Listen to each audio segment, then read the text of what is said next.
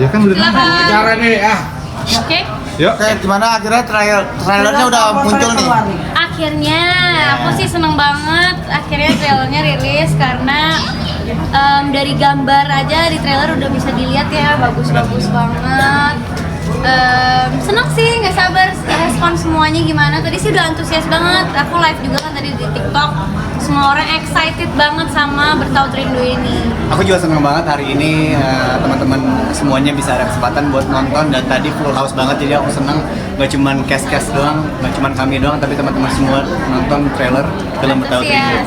Jadi senang banget, happy banget sama hasilnya, jadi gak sabar buat nonton tanggal 31 Juli nanti. Yes. Oke, mungkin boleh dikasih tahu nggak sih Zara sebagai siapa, Ari sebagai siapa, dan Arta seperti apa? Boleh.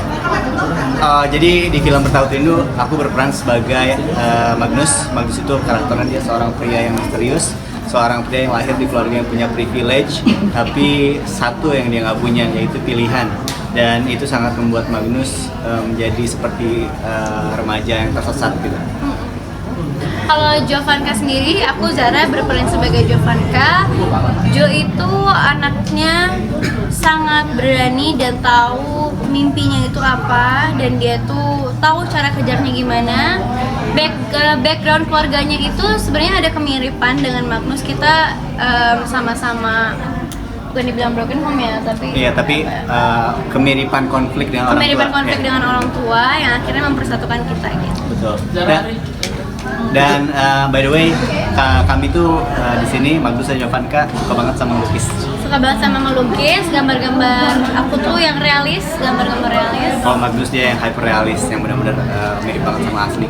Ya, jadi itu kemiripan kita. Ya. Membangun chemistry seperti apa? Apa karena emang kalian berdua sama-sama orang Bandung kah? Atau seperti apa mungkin? Lebih gampang atau Lebih gampang apa lebih susah? Ada ya. Sebenarnya untuk membangun chemistry, karena kan kami semua di sini case-nya mungkin lebih banyak yang seumuran gitu ya. Dan saat kita reading pun kita bukan kayak reading, jadi jatuhnya malah jadi kayak nongkrong Main, gitu. ya, main. Jadi kayak nongkrong gitu, karena ya saat kita reading pun ya kita seru-seruan gitu. Kami seru-seruan kayak ya bercanda, ngobrol, walaupun kita kerja dengan serius tapi masih ada sisi-sisi itunya gitu. Biarpun ceritanya berat, adegan-adegannya berat gitu yang dibawain, tapi karena anak-anaknya seru, fun. Benar. Director kita juga Om Rako juga banget. sangat santai, fun banget, jadi nggak kerasa berat jalaninnya Ya, gitu. saat syuting pun ya kita bercanda, seru-seruan. Untuk chemistry kayaknya nggak usah ditanya deh, karena anak-anaknya pada suka nongkrong semua, Iya. jadi kayak nongkrong aja. Jadi asik aja gitu. Ini Boleh di- berapa nih? Barang Apa? Oh, ini film kedua. Ya, film kedua bareng gitu. Kita bareng, iya ini film kedua. Ini udah nggak tanggung lagi, udah enak lagi kok. Iya. Ya, kita udah kenal juga ya. Kita emang udah kenal lama. Ya, kita kenal. Film ini kan ada kisah soal komunikasi sama orang tua. Seruannya. Jam 3 pagi di Curug tuh jam callingan kita ya. Iya, jam callingan kita itu. Jadi kebetulan set kita itu kebanyakan di Bandung, Lembang ya. Bener, Lembang. Lembang. Terus karena ada curugnya, itu curug di Bandung. Tahu kan cuaca Bandung gimana, sedingin apa? Dan lagi musim hujan. Dan bulan puasa. Iya, bener, itu juga. Jangan sedih. Itu memorable banget sih scene-scene di sana karena kita benar-benar turun ke sungainya. Bener. Benar-benar adegannya full di situ sampai kita pakai emergency blanket untuk menghangatkan diri karena cuaca gitu. Di sana tuh dingin, bener-bener dingin banget dan adegan-adegannya harus kena air apa segala Iya. macam, jadi lumayan cukup intens dan ekstrim adegannya gitu. Curug itu adegan yang cukup spesial sih buat Spesial film. banget, bener spesial banget. Zara sama Ari, film ini kan juga ada tentang komunikasi sama orang tua. Kalau Iya. kalian sendiri di kehidupan nyata, gimana sih komunikasi kalian sama orang tua? Satu-satu boleh.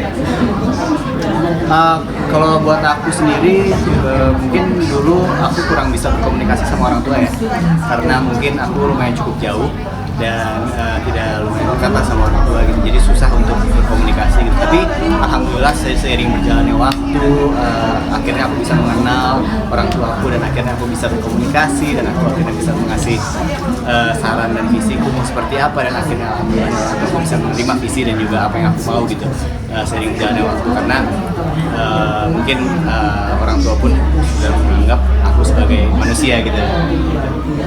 Oke.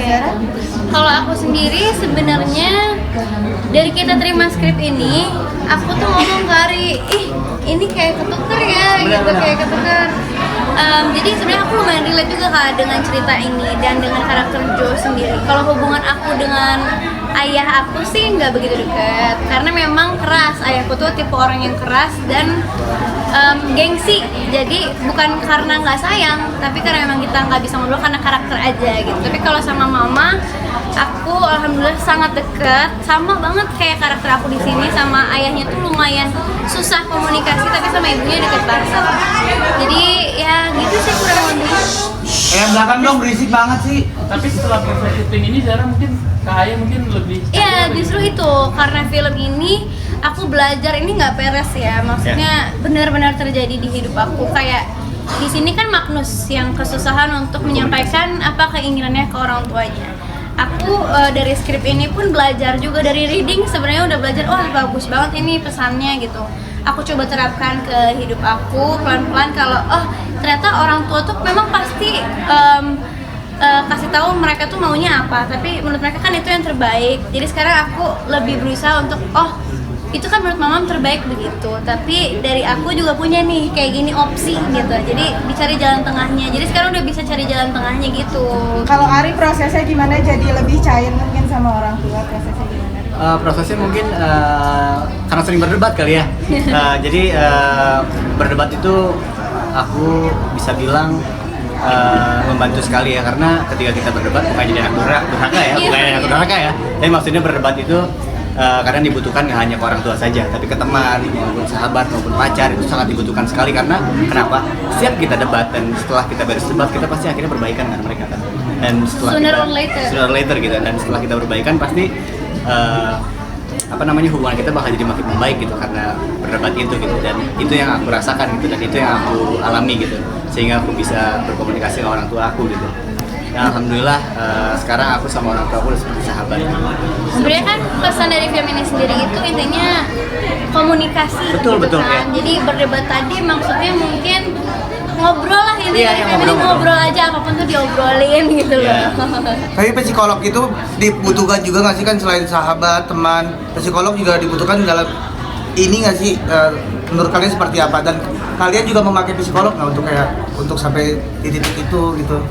Lain gitu. Maksudnya di film ini pakai psikolog Ya, apa enggak? ya film ini dan kehidupan nyata kamu emang tujuannya memang butuh nggak sih psikolog itu? Sebenarnya cara orang untuk menyembuhkan lukanya itu ada banyak cara, dan setiap orang itu beda-beda gitu. Mereka pasti yang tahu apa yang dibutuhkan. Kalau Zara pribadi, aku ke psikolog gitu. Memang udah lama dari kecil, bahkan aku memang ke psikolog anak dan saat udah dewasa pun ke psikolog untuk tahu dan untuk menyembuhkan hal-hal yang penting yang perlu disembuhkan gitu. Karena aku nggak ngerti caranya sendiri gimana. Cuma cara heal orang beda-beda. Iya, betul. Kamu ke psikolog? Aku jujur kalau aku belum pernah ya. Cuman menurut aku psikolog itu penting banget karena ketika kita mempunyai unek-unek di dalam hati kita atau nggak ada yang tertahan di dalam hati gitu, kita kan nggak tahu ya harus menyerahinnya ke siapa gitu. Dan salah satu tempat yang untuk bisa kita bercerita dengan bebas yaitu psikolog gitu. Dan menurutku suatu Ke saat psikolog itu nggak apa-apa? nggak apa-apa. Maksudnya suatu saat ketika aku membutuhkan psikolog, aku pasti akan ke psikolog gitu. Aku nggak akan menolak gitu. Aku nggak akan berpikir bahwa aku itu punya penyakit mental, enggak. Maksudnya psikolog itu nggak apa-apa. It's fine gitu. It's your choice gitu kak. It's just do it gitu. Ketika lo punya unek-unek daripada makin memburuk, mending cerita mulai unek-uneknya ke psikolog gitu. Ada pertanyaan terakhir ya teman-teman media. Buat Zara sulit atau tidak untuk bisa kembali ke karakter remaja gitu kan, walaupun mungkin sekarang lo masih muda ya, tapi maksudnya kayak tadi emosi-emosi anak-anak sekolah itu kan pasti berbeda dengan Iya benar-benar. Iya benar. Sebenarnya sulit atau enggak? Relatif ya. Relatif sih. ya, karena adegan-adegan di film ini tuh bisa dibilang apa ya? Bisa dibilang menghibur ya, menghibur. Tapi aku ngerasanya dalam setiap proses aku syuting film itu aku belajar sih. Jadi nggak ada yang ditinggalkan di sana, nggak ada yang berusaha keluarin gitu. Karena semuanya dijadiin pelajaran aja. Benar. Dan mungkin kita jadi anak SMA juga pernah punya pengalaman itu gitu. Jadi kayak pernah merasakan gitu rasa cinta saat SMA kayak apa, teman saat SMA kayak apa gitu. Jadi bisa dipakai lah tabungan emosi itu dalam film ini gitu. Oke, sudah teman-teman media boleh promo terakhir film Bertaut Rindu. Oke, buat teman-teman, aku Arifham. Aku Zara. Jangan lupa buat saksikan film Bertaut Rindu tanggal 31 Juli 2025 di bioskop kesayangan Anda. Oke, thank you. Terima kasih. Thank you. Zara foto dulu dong.